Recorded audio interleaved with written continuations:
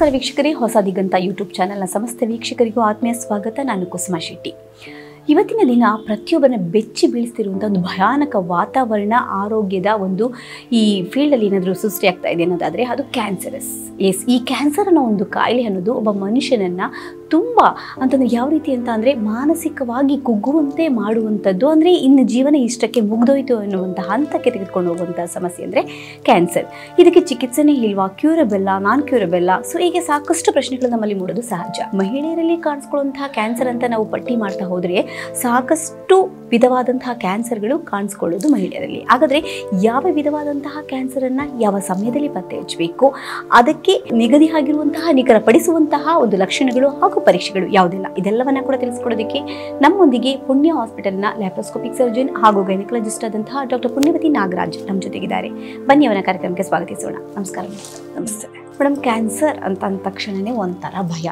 ಅದು ಮೇಲ್ ರಿಲೇಟೆಡ್ ಅಥವಾ female related cancer ಆಗ್ಬೋದು. ಆದರೆ ಮಹಿಳೆಯರಲ್ಲಿ ನಾವು ಮಾತನಾಡೋಕೆ ಹೋದಾಗ ನಾವು ಪಟ್ಟಿ ಮಾಡ್ತಾ ಹೋದರೆ ಮೊದಲಿಗೆ ಕ್ಯಾನ್ಸರ್ ಅಂದರೆ ಏನು, ಯಾವ ವಿಧವಾದಂತಹ ಕ್ಯಾನ್ಸರ್ಗಳು ಕಾಣಿಸ್ಕೊಳ್ಳೋದು ಸರ್ವೇಸಾಮಾನ್ಯವಾಗಿದೆ. ಕ್ಯಾನ್ಸರ್ ಅಂದರೆ ಈಗ ಸಾಕಷ್ಟು ಅವೇರ್ನೆಸ್ ಇವತ್ತು ಪಬ್ಲಿಕಲ್ಲಿದೆ.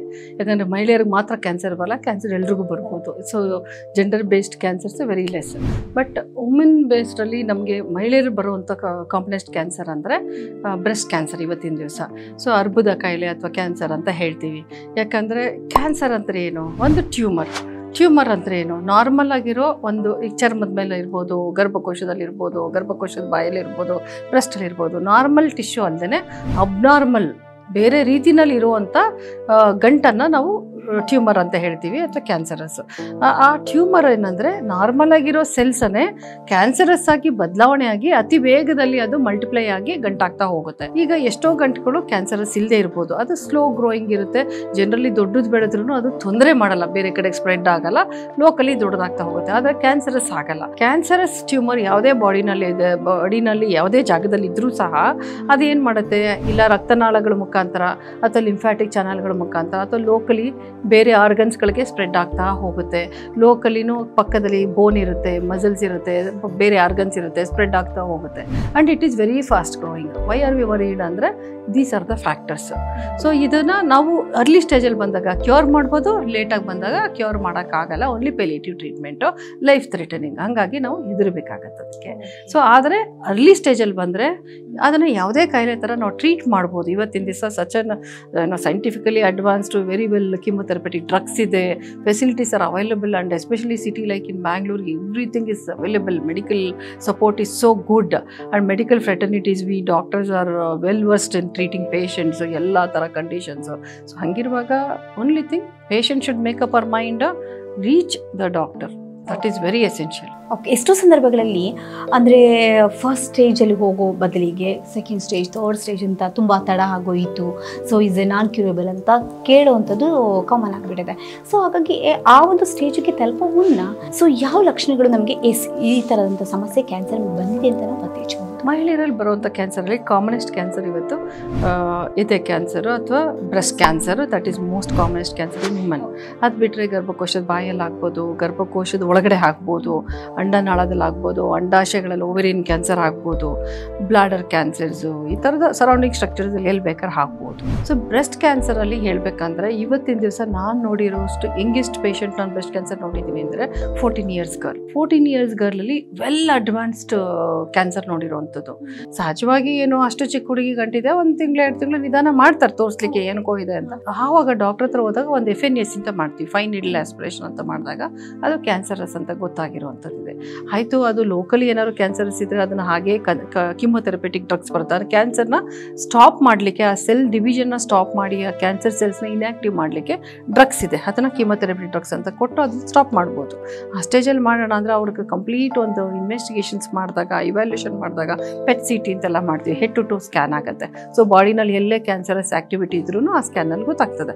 ಆ ಥರ ಮಾಡಿದಾಗ ಅಡ್ವಾನ್ಸ್ ಸ್ಟೇಜಲ್ಲಿದೆ. ಸೊ ಯಾಕೆ ನಾನು ಇದನ್ನು ಎಕ್ಸಾಂಪಲ್ ಆಗಿ ಕೊಡ್ತಾ ಇದ್ದೀನಿ ಅಂದರೆ, ಸೊ ಯಾವುದೇ ಹೆಣ್ಮಗು ಆದ್ರೂ ಎಲ್ಲೇ ನಮ್ಮ ದೇಹದಲ್ಲಿ ಗಂಟಿದೆ ಅಂದರೂ ನಾನು ಫಸ್ಟ್ ಅಡ್ವೈಸ್ ಏನಂದರೆ ಡಾಕ್ಟರ್ ಹತ್ರ ಹೋಗಿ ಅಂತ ಹೇಳೋದು ಒಂದೇ ಉದ್ದೇಶ ಅಂದರೆ ವಿ ಕ್ಯಾನ್ ಡಯಾಗ್ನೋಸ್ ಅರ್ಲಿ.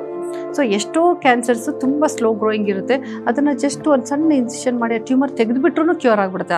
ಆ ಕ್ಯಾನ್ಸರ್ಸ್ಗಳಿಗೆ ಯಾವುದೇ ರೀತಿ ನಾವು ಕಿಮೊಥೆರಪಿ ಅಥವಾ ರೇಡಿಯೋಥೆರಪಿ ಬೇಕಾಗಲ್ಲ. ಈಗ ಫಾರ್ ಎಕ್ಸಾಂಪಲ್ ಒಂದು ಸಣ್ಣ ಲೈಫೋಮಾ ಅಂತ ಆಗುತ್ತೆ, ಫ್ಯಾಟ್ ಗಂಟಾಗುತ್ತೆ, ನ್ಯೂರೋಫೈಬ್ರೋಮಾ ಅಂತ ಆಗುತ್ತೆ. All these tumours are not cancerous. Liposarcoma ಅಂತ ಆಗುತ್ತೆ, ಅಂದರೆ ಮುಂದಕ್ಕೆ ಯಾವಾಗಲೂ ಸಾರ್ಕೋಮ್ಯಾಟಸ್ ಆಗ್ಬೋದು. They're all slow growing tumours. ತೆಗಿಲೇಬೇಕು ಅಂತ ನೆಸೆಸಿಟಿ ಇಲ್ಲ, ಜಸ್ಟ್ ಮಾನಿಟರ್ ಮಾಡಬೇಕು. ನಮ್ಮ ಕಾಸ್ಮೆಟಿಕಲಿ ಡಿಸ್ಫಿಗರ್ಡ್ ಇದೆ ಅಂದಾಗ ತೆಗಿತೀವಿ, ಅಲ್ಲದೆ ಎಷ್ಟೋ ಸರಿನೂ ಅದು ಆಪರೇಟು ಮಾಡಲ್ಲ. ಬಟ್ ಅದಕ್ಕೆ ಯಾವುದೇ ರೀತಿ ಮೆಡಿಕಲ್ ಟ್ರೀಟ್ಮೆಂಟ್ ಇಲ್ಲ, ಮಾನಿಟ್ರಿಂಗ್ ಅಷ್ಟೇ. ಕೆಲವೊಂದು ಕಂಡೀಷನ್ಸ್, ಫಾರ್ ಎಕ್ಸಾಂಪಲ್ ಗರ್ಭಕೋಶದ ಬಾಯಿ ಕ್ಯಾನ್ಸರ್, ಅದು ಸರ್ವೈಕಲ್ ಕ್ಯಾನ್ಸರ್ ಅಂತ ಹೇಳ್ತೀವಿ. ಗರ್ಭಕೋಶದ ಬಾಯಲ್ಲಿ ರಿಪೀಟೆಡಾಗಿ ನಂಜಾಗ್ತಾ ಇದ್ದರೆ at will get infected. Usually HPV ಅನ್ನೋ ಒಂದು ವೈರಸ್ಸಿಂದ ಆಗುವಂಥ ಒಂದು ಕ್ಯಾನ್ಸರ್ ಅದು. ಈ ವೈರಸ್ ಯಾಕಲ್ಲಿ ಬರುತ್ತೆ ಅಂದರೆ ಯೂಶಲಿ ಏನಂದರೆ ಮಲ್ಟಿಪಲ್ ಸೆಕ್ಸ್ ಪಾರ್ಟ್ನರ್ಸ್ ಇದ್ದಾಗ ಇದು ಆಗೋ ಚಾನ್ಸಸ್, ಅಥವಾ ರಿಪೀಟೆಡಾಗಿ ಇನ್ಫೆಕ್ಷನ್ಸ್ ಆಗ್ತಾ ಇರುತ್ತೆ ಆ ರೀಜನಲ್ಲಿ, ಅದರಿಂದನೂ ಆಗುವಂಥದ್ದು. ಸೊ ಇವಾಗ ಇತ್ತೀಚಿನ ದಿನಗಳಲ್ಲಿ ವ್ಯಾಕ್ಸಿನೇಷನ್ಸ್ ಇದೆ. ಸೊ ವ್ಯಾಕ್ಸಿನೇಷನ್ಸ್ ಏನಂದರೆ ಆ HPV ವೇರಿಯಂಟ್ಸಲ್ಲಿ ಕೆಲವೊಂದು ವೇರಿಯಂಟ್ಸ್ 18, 40, 44 ಈ ಥರ ಕೆಲವೊಂದು ವೇರಿಯಂಟ್ಸ್ ಕ್ಯಾನ್ಸರಸ್ ಮಾಡೋ ಚಾನ್ಸಸ್ ಇರುತ್ತೆ. ಸೊ ಅದಕ್ಕೆ ನಾವು ವ್ಯಾಕ್ಸಿನೇಷನ್ ಮಾಡಿದ್ರೆ ಚಾನ್ಸಸ್ ಆಫ್ ಕ್ಯಾನ್ಸರ್ ಅವಾಯ್ಡ್ ಆಗಿಬಿಡುತ್ತೆ. ಯಾವ ಏಜಲ್ಲಿ ಮಾಡ್ತೀವಿ? ಆ್ಯಸ್ ಅರ್ಲಿ ಆಸ್ ಪಾಸಿಬಲ್ 9 ಇಯರ್ಸಿಂದ ಹಿಡಿದು 45 ಇಯರ್ಸ್ವರೆಗೂ ವ್ಯಾಕ್ಸಿನೇಷನ್ ತೊಗೊಳ್ಬೋದು. But younger the age, earlier the age, chances of protection is good. So ಅವಳು ಒಂದು ಹುಡುಗಿ ಅಥವಾ ಒಂದು ಹೆಣ್ಮಗು ಒಂದು ಸೆಕ್ಷುವಲ್ ಆ್ಯಕ್ಟಿವಿಟಿಗೆ ಎಕ್ಸ್ಪೋಸ್ ಆಗೋದಕ್ಕೆ ಮುಂಚೆ ವ್ಯಾಕ್ಸಿನೇಟ್ ಮಾಡಿಕೊಂಡ್ರೆ protection will be good. So it is so well studied and it is proven. ನನಗೆ ಈವನ್ 80% ಪ್ರೊಟೆಕ್ಷನ್ ಸಿಗುತ್ತೆ ಅಂದರೆ why don't we go for it? So that is something like that. So that is one. Endometrial cancer ಅಂತ ಬರುತ್ತೆ, ಅಂದರೆ ಗರ್ಭಕೋಶದ ಒಳಗಡೆ ಏನು endometrial lining ಅಂತ ಇರುತ್ತೆ, ಪ್ರತಿ ಸರಿ ಋತುಚಕ್ರ ಆದಾಗ ಅದು ಬ್ಲೀಡಿಂಗ್ ರೂಪದಲ್ಲಿ ಆಚೆ ಬರ್ತಾ ಇರುತ್ತೆ, ಮತ್ತೆ ನೆಕ್ಸ್ಟ್ 15 ಡೇಸ್ಗೆ ರೀಗ್ರೋತ್ ಆಗುತ್ತೆ. That's A natural physiological phenomena. ಆ ಎಂಡೋಮೆಟ್ರಿಯಲ್ ಕ್ಯಾನ್ಸರ್ಸ್ ಎಲ್ಲ ಯೂಶಲಿ ಆಗುವಂಥದ್ದು ಲೇಟ್ ಏಜ್, ಮಿಡಿಲ್ ಏಜು ಅಥವಾ ಪೋಸ್ಟ್ ಮೆನಪಾಸಲ್ ಏಜಲ್ಲಿ ಆಗುವಂಥದ್ದು. ಯೂಶಲಿ ಮೆನಪಾಸ್ ಆಗೋದು, ಮುಟ್ಟು ನಿಲ್ಲುವಂಥದ್ದು 48 ಇಯರ್ಸಿಂದ 52 ಇಯರ್ಸ್ವರೆಗೂ. ಅದ್ರ ಮೇಲೂ ಮೆನ್ಸ್ಟ್ರೇಷನ್ ಆಗ್ತಾ ಇರ್ತಾರೆ ಅಂದರೆ ಚಾನ್ಸಸ್ ಆಫ್ ಎಂಡೋಮೆಟ್ರಿಯಲ್ ಕ್ಯಾನ್ಸರ್ ಇರುತ್ತೆ. ಸೊ ಸಾಮಾನ್ಯವಾಗಿ ನೋಡುವಂಥದ್ದು middle age and later part of our ಲೈಫಲ್ಲಿ ಎಂಡೋಮೆಟ್ರಿಯಲ್ ಕ್ಯಾನ್ಸರ್ ಅಂತ ಹೇಳ್ತೀವಿ. ಸೊ ಆವಾಗ ನಾವು ಏನು ಹೇಳ್ತೀವಿ, ಮೆನಪಾಸಲ್ಲಿ ಒಂದು ವೆಲ್ ವುಮೆನ್ ಹೆಲ್ತ್ ಚೆಕಪ್ ಅಂತ ಮಾಡ್ಕೊಂಡಾಗ ಒಂದು ಅಲ್ಟ್ರಾಸೌಂಡ್ ಮಾಡ್ತೀವಿ, ಸ್ಕ್ಯಾನ್ ಮಾಡ್ತೀವಿ. ಕ್ಲಿನಿಕಲ್ ಎಕ್ಸಾಮಿನೇಷನ್ ಮಾಡಿದಾಗ ಗರ್ಭಕೋಶ ದೊಡ್ಡದಿದ್ದರೆ, ಒಂದು ವೇಳೆ ಸ್ಕ್ಯಾನ್ನಲ್ಲಿ ಎಂಡೋಮೆಟ್ರಿಯಲ್ ಥಿಕ್ನೆಸ್ ಜಾಸ್ತಿ ಇದ್ದಾಗ ಆ ಎಂಡೋಮೆಟ್ರಿಯಲ್ ಆಸ್ಪಿರೇಷನ್ ಸೈಟಾಲಜಿ, ಆ ಎಂಡೋಮೆಟ್ರಿಯಮ್ ಆಸ್ಪಿರೇಟ್ ಮಾಡಿಬಿಟ್ಟು ಸ್ಟಡಿ ಮಾಡ್ತೀವಿ ನಾವು. That is a simple procedure, out patient procedure. ಅದರಲ್ಲೇ ಗೊತ್ತಾಗ್ಬಿಡುತ್ತೆ ಕ್ಯಾನ್ಸರಸ್ ಇದೆಯಾ ಅಥವಾ ಮುಂದೆ ಕ್ಯಾನ್ಸರಸ್ ಆಗತ್ತಂತ. Most of these cancers, especially cervical cancers 5 to 6 years, ಎಷ್ಟೋ ಸರಿ 10 years ಮುಂಚೆನೇ ಕ್ಯಾನ್ಸರ್ಸ್ ಆಗ್ಬೋದು ಅಂತ ನಾವು ಡಯಾಗ್ನೋಸ್ ಮಾಡ್ಬೋದು by simple test called pap smear. That ಗರ್ಭಕೋಶ ಬಾಯಲ್ಲಿರುವಂಥ ಡಿಸ್ಚಾರ್ಜ್ ಅಂತ ತೆಗೆದು ಟೆಸ್ಟ್ ಕಳಿಸೋದು. That is an out patient test, very simple procedure. Once in a year ಮಾಡ್ಕೊಂಡ್ರೆ ಸಾಕು, ಎವ್ರಿ ಮಂತ್ ಬೇಕಿಲ್ಲ. ಸೊ ಅದನ್ನ early detection. Similarly endometrial aspiration ಯಾರು ಮಾಡ್ಕೋಬೇಕು? ಫ್ಯಾಮಿಲಿ ಹಿಸ್ಟ್ರಿ ಇದ್ದರೆ, ಅವ್ರ ಫ್ಯಾಮಿಲಿಯಲ್ಲಿ ಯಾರಿಗಾದ್ರು ಹಿಸ್ಟ್ರಿ ಇತ್ತು, ಅವ್ರ ಮ್ಯಾಟರ್ನಲ್ ರಿಲೇಟಿವ್ಸ್ಗೆ, ಮತ್ತು ಅದ್ರ ಜೊತೆಗೆ ಇವರು ಆ್ಯನ್ಯುವಲ್ ಹೆಲ್ತ್ ಚೆಕಪ್ ಬಂದಾಗ ಇದನ್ನೆಲ್ಲ ಡಯಾಗ್ನೋಸ್ ಮಾಡ್ಬೋದು. Before they get into problems ನಾವು ಡಯಾಗ್ನೋಸ್ ಮಾಡಿ ಅವ್ರಿಗೆ ಹೇಳ್ಬೋದು, ಫಾಲೋಅಪಲ್ಲಿರಿ, ಅಬ್ಸರ್ವೇಷನಲ್ಲಿರಿ, ಇದೆಲ್ಲ ಆಗೋ ಚಾನ್ಸಸ್ ಇರ್ಬೋದು, ಅವ್ರಿಗೆ ಹೇಳ್ಕೊಡ್ಬೋದು, ಲೈಫ್ ಸ್ಟೈಲಲ್ಲಿ ಚೇಂಜಸ್ ಮಾಡಿಸ್ಬೋದು, ಇದೆಲ್ಲ ಇರುತ್ತೆ. ಇನ್ನು ಅದು ಬಿಟ್ಟರೆ ನಮಗೆ ಮಿಸ್ ಆಗುವಂಥ ಚಾನ್ಸಸ್ ಏನಂದರೆ ಫೆಲೋಪಿಯನ್ ಟ್ಯೂಬ್ ಕ್ಯಾನ್ಸರ್ಸ್ ಇದ್ದಾಗ, ಓವೇರಿಯನ್ ಕ್ಯಾನ್ಸರ್ಸ್ ಇದ್ದಾಗ ಕರೆಕ್ಟ್ ಸಿಮ್ಟಮ್ಸ್ ಸಿಗೋ ಹೊತ್ತಿಗೆ ಲೇಟ್ ಆಗುತ್ತೆ. ಇದೆಲ್ಲ ಬೇಗ ಸಿಗುವಂಥದ್ದು. ಬ್ರೆಸ್ಟಲ್ಲಿ ಎಕ್ಸ್ಟರ್ನಲ್ ಎಕ್ಸಾಮಿನೇಷನ್ಸು, ನಾವು ಸೆಲ್ಫ್ ಎಕ್ಸಾಮಿನೇಷನ್ ಯಾಕೆ ಹೇಳ್ತೀವಿ ಹೆಣ್ಮಕ್ಳಿಗೆ ಅಂದರೆ, ಅವ್ರಿಗೆ at least minimum once in A month ಆದರೂ ಸೆಲ್ಫ್ ಎಕ್ಸಾಮಿನೇಷನ್ ಮಾಡ್ಕೊಂಡಾಗ ಸಣ್ಣ ಗಂಟಿದ್ರು ಕೈಗೆ ಫೀಲ್ ಆಗುತ್ತೆ, ತಕ್ಷಣ ಡಾಕ್ಟರ್ ಹತ್ರ ಅಪ್ರೋಚ್ ಮಾಡ್ಬೋದು. Especially those who have a family history, that's most important. ಯಾಕಂದ್ರೆ ದೀಸ್ ಆರ್ ದ ಟ್ಯೂಮರ್ಸ್ ಏನಂದರೆ ಜೆನೆಟಿಕ್ ಪ್ರಿಡಿಸ್ಪೋಷನ್ ತುಂಬಾ ಇದೆ.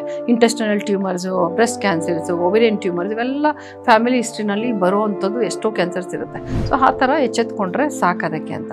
ಓವೇರಿಯನ್ ಕ್ಯಾನ್ಸರ್ ಮಾತ್ರ ಹಿಸ್ಟ್ರಿ ಇತ್ತು ಅಂದರೆ ನಾವು ಯೂಶಲಿ ಹೇಳೋವಂಥದ್ದು ಏನಂದರೆ ಅದಕ್ಕೆ ರಿಲೇಟೆಡ್ ಕೆಲವೊಂದು ಟ್ಯೂಮರ್ ಮಾರ್ಕರ್ಸ್ ಇರುತ್ತೆ. Depending on the age factors, ಅವ್ರಿಗೆ ಆ tumour markers once in a year ಮಾಡಿಕೊಂಡ್ರು ಸಾಕು. ಯಾವುದೂ ಟೆಸ್ಟ್ ಎವ್ರಿ ಮಂತ್ ಮಾಡುವಂಥ ಟೆಸ್ಟ್ಗಳು ಯಾವುದೂ ಇಲ್ಲ.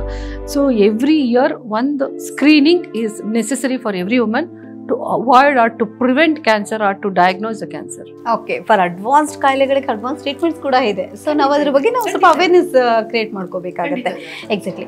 ಯಾವ ವರ್ಗದ ಮಹಿಳೆಯರು ಇಂಥ ಒಂದು ಕ್ಯಾನ್ಸರ್ಗೆ ತುತ್ತಾಗ್ತಾರೆ ಅಂತಂದರೆ, ಒಂದು ಹೇಳಿದ್ರೆ ಫ್ಯಾಮಿಲಿ ಹಿಸ್ಟ್ರಿ, ಅದನ್ನು ಹೊರತುಪಡಿಸಿದ್ರೆ ಬೇರೆ ಏನಾದರೂ ಜೀನ್ಸ್ಗೆ ಸಂಬಂಧ ಪಡದೆ ಇರುವಂಥದ್ದು, ಸೊ ಈ ಕಂಡೀಷನ್ಸ್ ಯಾವುದಿರಬಹುದು? ಈಗ ಏನೋ ಸ್ವಲ್ಪ ಓವರ್ ಕ್ರೌಡೆಡ್ ಎನ್ವೈರ್ಮೆಂಟಲ್ಲಿ ಇರ್ತಾರೆ, ಹೈಜಿನಿಕ್ ಆಗಿ ಇರೋಕೆ ಆಗ್ತಾ ಇರಲ್ಲ. ಆಮೇಲೆ ದೋಸ್ ವರ್ ಆನ್ ಡ್ರಗ್ಸ್, ಈಗ for some reason anti tubercular treatment ತೊಗೊಳ್ತಾ ಇರ್ತಾರೆ, ಅಥವಾ any infective conditions for anti-HIV treatment ತೊಗೊಳ್ತಾ ಇರ್ತಾರೆ. Drugs which are reducing the immunity, ಅವ್ರ ಇಮ್ಯೂನ್ ಪವರ್ನ ಕಡಿಮೆ ಮಾಡುವಂಥ ಡ್ರಗ್ಸ್ ಏನು ತೊಗೊಳ್ತಾ ಇರ್ತಾರೆ, ಅವಾಗೆಲ್ಲ they might get expose to this sort of infections. ಮತ್ತು ಬೇರೆ ವೈರಲ್ ಇನ್ಫೆಕ್ಷನ್ಸ್ ಇರುತ್ತೆ. ಈಗ CME ಅಂತ ವೈರಲ್ ಇನ್ಫೆಕ್ಷನ್ ಇದೆ. ಸೊ ಗರ್ಭಕೋಶಕ್ಕೆ ಸಂಬಂಧಪಟ್ಟಂಗೆ ವೈರಲ್ ಇನ್ಫೆಕ್ಷನ್ಸ್ ಇದೆ. ಆ ಥರ ವೈರಲ್ ಇನ್ಫೆಕ್ಷನ್ಸ್ ಇದ್ದಾಗೂ they are more prone to develop cancers. Repeatedly ಈ ರೀತಿಯಾದಂಥ ಇನ್ಫೆಕ್ಷನ್ಸ್ ಆದಾಗ ಆ ಥರದ ಇನ್ಫೆಕ್ಷನ್ ಸಫರಿಂಗ್ ಇರ್ತಾರೆ, ಕ್ರಾನಿಕ್ ಟ್ರೀಟ್ಮೆಂಟ್ ಹೋಗ್ತಾ ಇರುತ್ತೆ. ಎಷ್ಟೋ ಸರಿ ಒಂದು ಕ್ಯಾನ್ಸರ್ಗೆ ಟ್ರೀಟ್ಮೆಂಟ್ ತೊಗೊಳ್ತಾ ಇರ್ತಾರೆ, ಅವ್ರ ಇಮ್ಯುನಿಟಿ ಸೋ ಲೆಸ್, ಇನ್ನೊಂದೇನೋ ಇನ್ಫೆಕ್ಷನ್ ಸೆಟ್ ಇನ್ ಆಗುತ್ತೆ. ರಿಪೀಟೆಡ್ ಇನ್ಫೆಕ್ಷನ್ಸಿಂದ ಇನ್ನೊಂದು ಆಲ್ಟರ್ನೇಟಿವ್ ಅಡಿಷನಲ್ ಕ್ಯಾನ್ಸರಸ್ ಲೀಷನ್ಸು ಆಗೋ ಚಾನ್ಸಸ್ ಇರುತ್ತೆ. ಸೊ ಈ ಥರದ್ದು ಮೋಸ್ಟ್ ಟೈಮ್ಸ್ ಏನಂದರೆ ಹೆಲ್ದಿ ಫುಡ್ ಹ್ಯಾಬಿಟ್ಸ್ ತೊಗೋಬೇಕು. ಅನಿಮಿಕ್ ಇರಬಾರ್ದು ಅವರು. Why we have to check all this ಅಂದರೆ ನ್ಯೂಟ್ರಿಷನ್ ಡಿಪ್ಲಿಷನ್ಸ್ ಇರಬಾರ್ದು. ನ್ಯೂಟ್ರಿಷನ್ ಡಿಪ್ಲಿಷನ್ಸ್ ಇದ್ದರೆ ನಮಗೆ ಕ್ಯಾನ್ಸರಸ್ ಸೆಲ್ಸು ಫಾಸ್ಟಾಗಿ ಬೆಳೆದು ಬಿಡುತ್ತೆ. ನ್ಯೂಟ್ರಿಷನ್ ಡಿಫಿಷಿಯನ್ಸಿ ಇದ್ದಾಗ ಅದನ್ನು ನಾವು ಫೈಟ್ ಮಾಡೋ ಶಕ್ತಿ ಇರಲ್ಲ ನಮ್ಮ ದೇಹದಲ್ಲಿ. ಸೊ ಹಂಗಾಗಿ ನಾವು ಏನಕ್ಕೆ why we always suggest healthy food habits ಮತ್ತು ಈ ಥರದ್ದು normal healthy life, multiple sex partners ಇದ್ದರೆ better to take care of good life. That's very important. So eat well, healthy food, life style ಚೆನ್ನಾಗಿರಬೇಕು, stress free ಇರಬೇಕು, environment ಕ್ಲೀನಾಗಿರಬೇಕು, ಹೈಜಿನಿಕಾಗಿ ಇಟ್ಕೊಳ್ಬೇಕು ನಮ್ಮನ್ನು ನಾವು. ಆಮೇಲೆ periodic screening of our self, ಅಂದರೆ ಆಲ್ ದಿ ಸ್ಟ್ರೆಸ್ ಒಂದ್ಸರಿ ಮಾಡ್ಕೊಳ್ಳೋವಂಥದ್ದು. ಸೊ ಫ್ಯಾಮಿಲಿ ಹಿಸ್ಟ್ರಿ ಇತ್ತು ಅಂದರೆ ಖಂಡಿತ ಡಾಕ್ಟರ್ ಹತ್ರ ಡಿಸ್ಕ್ಲೋಸ್ ಮಾಡಿ ಆ ಪರ್ಟಿಕ್ಯುಲರ್ ಕಂಡೀಷನ್ಸ್ಗೆ ನಾವು ಸ್ಕ್ರೀನ್ ಮಾಡ್ಕೊಳ್ಳೋವಂಥದ್ದು. All these are all preventive measures. So ಈ ಥರ ಪೇಷಂಟ್ಸು ಸ್ವಲ್ಪ ಎಚ್ಚೆತ್ಕೊಳ್ಬೇಕಾಗುತ್ತೆ. ಓಕೆ ಮೇಡಮ್, ಈಗ ಕ್ಯಾನ್ಸರ್ ಅಂತ ಬಂದ ತಕ್ಷಣ ಕೀಮೋಥೆರಪಿ ಅಂದರೆ ತುಂಬ ಜನ ಭಯ ಬೀಳ್ತಾರೆ. ಬಿಕಾಸ್ ನಮ್ಮ ಬಾಡಿನ ತುಂಬ ವೀಕ್ ಮಾಡಿಬಿಡುತ್ತೆ. ಸೊ ಆಯಾಸವಾಗಿ ಗುಗ್ಗುವಂತಹ ಒಂದು ಕೀಮೋಥೆರಪಿ ಅಂತ ತುಂಬ ಜನ ಭಾವಿಸಿರ್ತಾರೆ. ಇದನ್ನು ಜೊತೆಗೆ ಬೇರೆ ಯಾವುದಾದ್ರೂ ಅಡ್ವಾನ್ಸ್ ಟ್ರೀಟ್ಮೆಂಟ್ ಇದೆಯಾ ನಿಮ್ಮ ಇದರಲ್ಲಿ? ಹೀಗೆ ಈಗ ಎಲ್ಲ ಕ್ಯಾನ್ಸರ್ಸ್ಗೂ ಒಂದೇ ಟ್ರೀಟ್ಮೆಂಟ್ ಅಂತ ಇರಲ್ಲ. ಕೆಲವೊಂದು ಏನೋ ಕೀಮೋ ಸೆನ್ಸಿಟಿವ್ ಟ್ಯೂಮರ್ಸ್ ಅಂತ ಇರುತ್ತೆ. ಸೊ ಅದಕ್ಕೆ ಕೀಮೋಥೆರಪಿ ಮಾಡಿದ್ರೆ ಸಾಕು. ಫಾರ್ ಎಕ್ಸಾಂಪಲ್ ಇವಾಗ ಥೈರಾಯ್ಡ್ ಕ್ಯಾನ್ಸರ್, ಗಂಟ್ಲು ಇದರಲ್ಲಿ ಬರುವಂಥ ಥೈರಾಯ್ಡ್ ಕ್ಯಾನ್ಸರ್ ಇರುತ್ತೆ ಅಂದ್ಕೊಳ್ಳಿ. ಅದಕ್ಕೆ ಎಷ್ಟೋ ಸರಿ ನಾವು ಲೋಕಲ್ ಅಂದರೆ ಆ ಥೈರಾಯ್ಡೆಕ್ಟಮಿ ನಾವು ಮಾಡ್ತೀವಿ, ಹೆಮಿಥೈರಾಯ್ಡೆಕ್ಟಮಿ, ಟೋಟಲ್ ಥೈರಾಯ್ಡೆಕ್ಟಮಿ ಅಂತ. ಆ ಗಂಟು ತೆಗೆದ ಮೇಲೆ ಅವ್ರಿಗೆ ಕೀಮೋಥೆರಪಿ ಅವಶ್ಯಕತೆನೇ ಬರಲ್ಲ. ಅದು ಫಾಲೋ ಅಪ್ ಮಾಡ್ಕೋಬೇಕು. ಅಲ್ಲಿ ಏನಂದರೆ ಆ ಥೈರಾಯ್ಡ್ ಉಳಿದಿರೋ ಗ್ಲ್ಯಾಂಡನ್ನು ಸ್ಟಿಮ್ಯುಲೇಟ್ ಆಗ್ದಂಗೆ ಥೈರಾಕ್ಸಿನ್ ಸಪ್ಲಿಮೆಂಟ್ ಮಾಡ್ತಾ ಹೋದರೆ they live like any other normal individual. Similarly ಈಗ ಯಾವ ಕಂಡೀಷನ್ಸಲ್ಲಿ ನಮಗೆ ಕೀಮೋ ಅಥವಾ ರೇಡಿಯೋ ಬೇಕಾದ್ರೆ, ಈಗ ಗರ್ಭಕೋಶದ ಬಾಯಿ ಕ್ಯಾನ್ಸರ್, ಅದಕ್ಕೆ ನನಗೆ ಕೀಮೋಥೆರಪಿಗಿಂತ ರೇಡಿಯೋ ಸೆನ್ಸಿಟಿವ್ ಟ್ಯೂಮರ್ ಅದು. ಸೊ ಅಲ್ಲಿ ಏನಂದರೆ ಕರೆಂಟ್ ಇನ್ ಟ್ರೀಟ್ಮೆಂಟ್ ನಾವು ಮಾಡ್ತೀವಿ. ನೀವೆಲ್ಲ ಕೇಳಿರ್ಬೋದು ಈ ಥರ ಕಾಮನ್ ಟರ್ಮಿನಾಲಜಿ. ಸೊ ಅಲ್ಲಿ ಏನಾಗುತ್ತೆ, ಇವತ್ತಿನ ದಿವಸ even radiotherapy so well advanced. ಅದು ಮುಂಚೆ ಎಲ್ಲ ರೇಡಿಯೋಥೆರಪಿ ಅಂದರೆ ಆ ರೇಡಿಯೇಷನ್ ಬರೀ ಟ್ಯೂಮರ್ ಜಾಗಕ್ಕೆ ಆಗ್ತಾ ಇರಲಿಲ್ಲ, ಸರೌಂಡಿಂಗ್ ಏರಿಯಾ ತುಂಬ ಡ್ಯಾಮೇಜ್ ಮಾಡಿಬಿಡ್ತಾ ಇತ್ತು. ರೇಡಿಯೇಷನ್ ಕೊಡೋದು ಉದ್ದೇಶನಲ್ಲಿ ಟ್ಯೂಮರ್ ಸೆಲ್ಸ್ನ ಸಾಯಿಸೋದಕ್ಕೆ, ಇನ್ಆಕ್ಟಿವ್ ಮಾಡಲಿಕ್ಕೆ, ಅದನ್ನು ಮತ್ತೆ ವಾಪಸ್ ಅದು ಮಲ್ಟಿಪ್ಲೈ ಆಗ್ದಂಗೆ ನೋಡ್ಕೊಳ್ಳೋಕ್ಕೆ. ಇಲ್ಲಿ ಏನಾಗ್ತಾಯಿತ್ತು, ಕೀಮೋಥೆರಪಿ ಸರೌಂಡಿಂಗ್ ಸ್ಟ್ರಕ್ಚರ್ಸ್ ಎಲ್ಲ ಡ್ಯಾಮೇಜ್ ಮಾಡಿ. ಇವಾಗಿರೋ ರೇಡಿಯೋಥೆರಪಿ ಟ್ರೀಟ್ಮೆಂಟಲ್ಲಿ ವೆರಿ ಪ್ರಿಸೈಸ್ ಟ್ಯೂಮರ್ಸ್ ಏನಿರುತ್ತೆ ಆ ಕ್ಯಾಲ್ಕುಲೇಷನ್ ಮಾಡ್ಕೊಂಡು ನಾವು ರೇಡಿಯೋಥೆರಪಿ ಕೊಡ್ಬೋದು. ಸೊ ಪ್ಯಾರಲಲ್ ಚೇಂಜಸ್ ತುಂಬ ಕಡಿಮೆ ಇದೆ. ಸೊ ವೆರಿ ಗುಡ್ ರೇಡಿಯೋಥೆರಪಿ ಇರುತ್ತೆ. ಈಗ ಎಂಡೋಮೆಟ್ರಿಯಲ್ ಕ್ಯಾನ್ಸರ್ ಫಾರ್ ಎಕ್ಸಾಂಪಲ್, ಗರ್ಭಕೋಶ ಒಳಗಡೆ ಆಗೋದು ಎಷ್ಟೋ ಸರಿ ಅದು ವೆರಿ ಅರ್ಲಿ ಸ್ಟೇಜಲ್ಲಿ ಇದ್ದಾಗ ಗರ್ಭಕೋಶದಿಂದ ಆಚೆಗೆ ಸ್ಪ್ರೆಡ್ಡೇ ಆಗಿರಲ್ಲ. The moment you remove the uterus and fallopian tubes, ovaries, cervix ಎಲ್ಲ ನಾವು ತೆಗೆದುಬಿಟ್ರೆ ಕ್ಯೂರೇ ಆಗಿಬಿಡುತ್ತೆ. ಓನ್ಲಿ ಫಾಲೋ ಅಪ್ ಅಷ್ಟೇ ಮಾಡೋಕ್ಕಿರುತ್ತೆ. So surgery can cure the condition. ಆ ಕಂಡೀಷನಲ್ಲಿ ವೆರಿ ಅರ್ಲಿ ಸ್ಟೇಜಲ್ಲಿ ಬಂದರೆ, ಅದನ್ನೇ ಅಡ್ವಾನ್ಸ್ ಸ್ಟೇಜಲ್ಲಿ ಬಂದರೆ ಎಗೇನ್ ಕೀಮೋ, ರೇಡಿಯೋ ಎಲ್ಲ ಬಂದ್ಬಿಡುತ್ತೆ. ಸೊ ಆ ಥರ ಈಗ ಓವರಿಯನ್ ಕ್ಯಾನ್ಸರಲ್ಲಿ ಏನಾಗುತ್ತೆ, ಡಯಾಗ್ನೋಸ್ ಮಾಡುವಾಗಲೇ ಸ್ವಲ್ಪ ಲೇಟ್ ಇರುತ್ತೆ. ಅಂಥ ಕಂಡೀಷನ್ಸಲ್ಲಿ ನಾವು ಕೀಮೋಥೆರಪಿ ಕೊಡಬೇಕಾಗುತ್ತೆ. ವೆಲ್ ಅಡ್ವಾನ್ಸ್ ಕಂಡೀಷನ್ಸ್ ಇದ್ದರೆ ರೇಡಿಯೋಥೆರಪಿ ಕೊಡಬೇಕಾಗುತ್ತೆ. ಆ ಥರ ಮಿಕ್ಸ್ಡ್ ಟ್ರೀಟ್ಮೆಂಟು. ಬಟ್ ಒಂದು ವೇಳೆ ಪೇಷಂಟು ತುಂಬ ಲೇಟಾಗಿ ಬಂದುಬಿಟ್ರು, ವೆರಿ ವೆಲ್ ಅಡ್ವಾನ್ಸ್ಡ್, ನಾನು ಸರ್ಜರಿನೇ ಮಾಡೋಕ್ಕಾಗಲ್ಲ, ಪೇಷಂಟ್ ರಿಕವರ್ ಆಗಲ್ಲ ಅನ್ನುವಾಗ ಡೈರೆಕ್ಟ್ ಕೀಮೋಥೆರಪಿ, ರೇಡಿಯೋಥೆರಪಿ, ಪೇಲಿಯೇಟಿವ್ ಅಂದರೆ ಪೇಷಂಟ್ ಇರೋವರೆಗೂ ತುಂಬ ಕಷ್ಟ ಆಗ್ದಂಗೆ, ಅವ್ರ ಲೈಫ್ ಕಷ್ಟ ಆಗ್ದಂಗೆ ಪೇನ್ ಫ್ರೀ ಮಾಡೋದಕ್ಕೆ ಏನು ಬೇಕೋ ಅಷ್ಟೇ ಟ್ರೀಟ್ಮೆಂಟ್ ಮ್ಯಾನೇಜ್ ಮಾಡ್ಬೋದು. ಸೊ ಕೀಮೋಥೆರಪಿ, ರೇಡಿಯೋಥೆರಪಿ ಎರಡಕ್ಕೂ ಕೂಡ ಒಳಗಾಗ್ಬೋದು. ಸೊ ನನ್ನ ಸಜೆಷನ್ ಏನಂದರೆ, ಎಲ್ಲ ಮಹಿಳೆಯರಿಗೂ ಈ ಮುಖಾನ ನಾನು ಒಂದು ಅಡ್ವೈಸ್ ಹೇಳುವಂಥದ್ದು ಏನಂದರೆ, ದಯವಿಟ್ಟು ನಮಗೆ ಏನು ನಮ್ಮ ದೇಹ ಇದೆ, ನಾವು ಇದ್ದೀವಿ ಒಂದು ಮಹಿಳೆಯಾಗಿ ಅಂದರೆ, ನಮ್ಮಿಂದ ಎಷ್ಟೊಂದು ಒಳ್ಳೆ ಕೆಲಸಗಳು, ಎಷ್ಟೊಂದು ಜವಾಬ್ದಾರಿಗಳು ನಮ್ಮ ಹೆಗಲ ಮೇಲಿದೆ. ನಾವು ಎಲ್ಲರ ಜವಾಬ್ದಾರಿ ಹೆಗಲ ಮೇಲೆ ಹೊತ್ಕೊಂಡು ಎಲ್ಲರ ಆರೋಗ್ಯ ನೋಡ್ಕೋತೀವಿ. ನಮ್ಮ ಆರೋಗ್ಯಕ್ಕೆ ನಮಗೆ ಸಮಯನೇ ಸಿಗೋದಿಲ್ಲ. ನೀವು ಕೆಲಸ ಮಾಡ್ತಾ ಇರುವಂಥರಾಗಲಿ, ಮನೇಲಿರುವಂಥ ಗೃಹಿಣಿ ಆಗಿರಲಿ, ಒಂದೇ ಉತ್ತರ ನನಗೆ ಸಮಯನೇ ಇಲ್ಲ ಅಂತ ಅಂದ್ಬಿಟ್ಟು, ಇದು ನೀವು ಏನು ಕೆಲಸ ಮಾಡ್ತೀರ ಅನ್ನೋದು ಮುಖ್ಯ ಅಲ್ಲ. ನಿಮಗೋಸ್ಕರ ನೀವು ಯಾವತ್ತು ಮೀ ಟೈಮ್ ಅಂತ, ನನ್ನ ಟೈಮು ನನಗೋಸ್ಕರ ಅಂತ ನೀವು ಯಾವತ್ತು ಅಂದ್ಕೊಳ್ತೀರಾ ಅವತ್ತಷ್ಟೇ ನಿಮ್ಮ ಆರೋಗ್ಯ ಕಾಪಾಡ್ಕೊಳ್ಳೋಕ್ಕೆ ಸಾಧ್ಯ. ವರ್ಷದಲ್ಲಿ ಒಂದು ದಿವಸ ನಿಮಗೋಸ್ಕರ ಮೀಸಲಿಟ್ಬಿಟ್ಟು ಒಂದು ಸ್ಕ್ರೀನಿಂಗ್ ಮಾಡ್ಕೊಳ್ಳೋದ್ರಿಂದ ಈ ಥರ ಒಂದು ಕಷ್ಟಕರವಾದ ಜೀವಕ್ಕೆ ಹಾನಿಯಾಗುವಂಥ ಒಂದು ಪರಿಸ್ಥಿತಿನ ನೀವು ತಂದ್ಕೊಳ್ಳೋಕ್ಕೆ ಸಾಧ್ಯ ಇಲ್ಲ. ನಿಮ್ಮ ಜೀವ ತುಂಬ ಅತ್ಯಮೂಲ್ಯ ಇರುತ್ತೆ. ನಿಮ್ಮನ್ನೇ ನಂಬ್ಕೊಂಡು ಎಷ್ಟೋ ಜನ ನಿಮ್ಮ ಮನೇಲಿ ಇರ್ತಾರೆ. ನಿಮ್ಮ ಆರೋಗ್ಯ ನೀವು ಕಡೆಯವರೆಗೂ ಕಾಪಾಡ್ಕೊಳ್ಳೋದು ನಿಮ್ಮ ಕೈಲಿರುತ್ತೆ ಅನ್ನೋದು ನಾನು ನಿಮ್ಮ ಮುಖಾಂತರ ಹೇಳ್ತೀನಿ. ಮಲ್ಟಿಪ್ಲಿಕೇಶನ್ ಅದು ಜಾಸ್ತಿ ಆಗ್ತಾ ಹೋಗುತ್ತೆ. ಸೊ ಹಾಗಾಗಿ ಆ ಕ್ಯಾನ್ಸರಸ್ಗೂ ಕೂಡ ಇಂಥ ಒಂದು ವರ್ಗದ ಜನರು ಈ ಒಂದು ಸಂದರ್ಭದಲ್ಲಿ ಎಚ್ಚೆತ್ಕೊಂಡ್ರೆ ಸೊ ಮುಂದೆ ಬರುವಂತಹ ಇಂಥ ಒಂದು ಗುಣಮುಖವಾಗದ ಕ್ಯಾನ್ಸರ್ ಅಂತ ನಾವೇನು ಅನ್ಕೊಂಡಿರ್ತೀವಿ ಅದನ್ನು ಖಂಡಿತವಾಗಿಯೂ ಅದನ್ನು ನಾವು ಅವಾಯ್ಡ್ ಮಾಡಬಹುದು. ಸೊ ಒಟ್ಟಾರೆ ಮಹಿಳೆಯರಲ್ಲಿ ಕಾಣಿಸುವಂಥದ್ದು ಗರ್ಭಗಣದ ಕ್ಯಾನ್ಸರ್, ಹಾಗೆ ಓವರಿನ್ ಕ್ಯಾನ್ಸರ್ ಅಂತ ಹೇಳಿದರೆ ಬ್ರೆಸ್ಟ್ ಕ್ಯಾನ್ಸರ್ ತುಂಬ ಸರ್ವೇ ಸಾಮಾನ್ಯವಾಗಿರುವಂಥದ್ದು. ಅದನ್ನು ಯಾವ ರೀತಿ ಡಯಾಗ್ನೋಸ್ ಮಾಡಬೇಕು, ಯಾವ ರೀತಿ ಅಡ್ವಾನ್ಸ್ ಟ್ರೀಟ್ಮೆಂಟ್ಗಳನ್ನ ತಗೊಳ್ಳೋದ್ರಿಂದ ಮತ್ತು ಅಡ್ವಾನ್ಸ್ ಟೆಸ್ಟ್ಗಳಿಗೆ ನಾವು ಒಳಪಡೋದ್ರಿಂದ ಇದನ್ನು ಅವಾಯ್ಡ್ ಮಾಡ್ಬೋದು ಅಂತ ತಿಳಿಸ್ಕೊಟ್ಟಿದ್ದೀರಾ. ಧನ್ಯವಾದಗಳು.